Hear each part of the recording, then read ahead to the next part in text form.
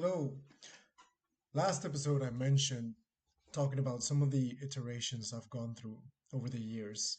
And I wanted to quickly highlight what were some of the, let's call it, early prototypes that I've been working with when it comes to just tracking my personal network.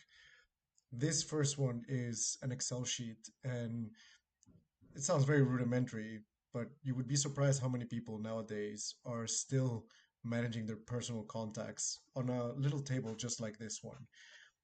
I've been going to a few other events and I've come across people that are still trying to manage their uh, private network, their personal contacts in this manner. Other use cases that I've heard are also people using Notion, uh, creating pages of different contacts and also tagging those people.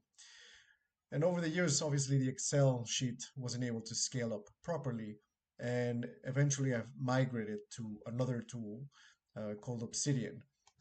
And Obsidian was a lot cooler because it lets you visualize at least different clusters, different groups of people, and how they start to group together. And this feels more like a living, breathing visualization that changes and modifies as I add additional nodes, and nodes are the circles and edges are the lines. And it's by far my favorite tool so far. I can switch over to, here we go. So this is what it currently looks right now. There's a bit more interaction. It is something that can move around.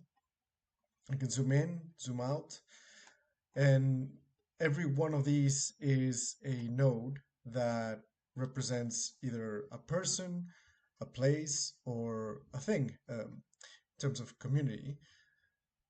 And I think that's a very powerful visualization. You can adjust the parameters to get a different sense of how the graph is um, configured. But overall, just seeing who are the central nodes in the graph and seeing which people are on the edges of the graph and how far away they are from you, it's a very, I find it fascinating. I think this is one of the reasons this concept has been just brewing up in my mind for so long. Because just watching this is such an interesting thing, and it gives you so much visual information. And this is one of the main things that I want to bring about, and one of the things that we're starting to actually prototype. So, next episode, I'll be talking a bit about getting some extra resources and starting to hire a designer. Take care. See you in the next video.